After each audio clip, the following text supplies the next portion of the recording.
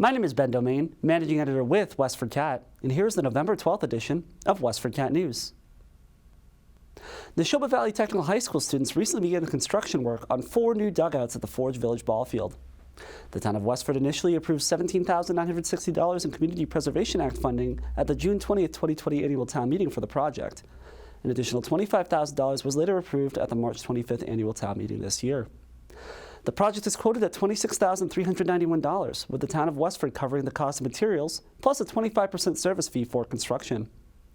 The Department of Public Works constructed footings and concrete slabs for the project earlier this fall, with students from Neshoba Tech constructing the dugouts.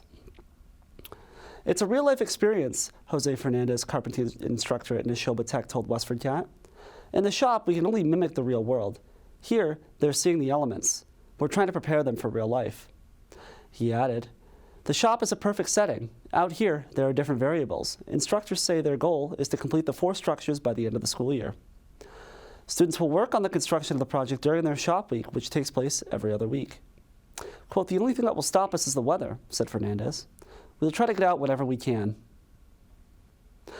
Westford Police, along with assistance from Littleton, Chelmsford, and Nemlik SWAT, responded to a violent altercation in an apartment on Coakley Circle last Sunday.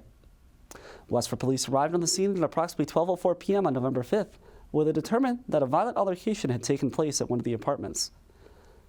The alleged suspect was reported to have been barricaded in the attic of the unit.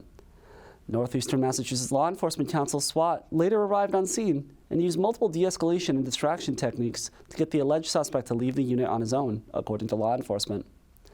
Police say the alleged suspect was also wanted on multiple outstanding warrants from multiple courts in Massachusetts and New Hampshire.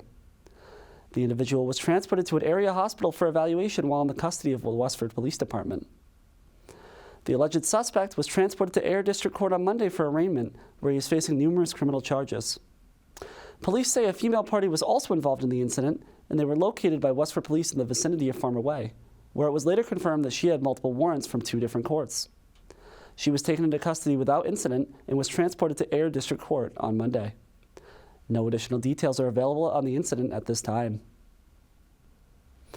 Amid a projected budget shortfall of $7 to $10 million in FY25 and even more beyond, the Budget Task Force has released its recommendations to address these concerns. A number of recommendations have been made, including investing in energy-efficient improvements in municipal buildings, reducing overall solid waste, reconsidering whether the town should subsidize the recreation department, and consolidating certain services. Multifamily zoning and economic development were key highlights of the report, with a new multifamily zoning bylaw coming to annual town meeting next March. Additionally, the town could consider a Proposition 2.5 override to offset budgetary cuts. Officials warn if these shortfalls are not addressed, residents could see cuts to services, including delays to repairs to town-owned buildings and roads, reduced staffing and public safety, and reduced bandwidth to enforce zoning. That's all for this week. I'm Ben Domain, and you're watching WestfordCAT News.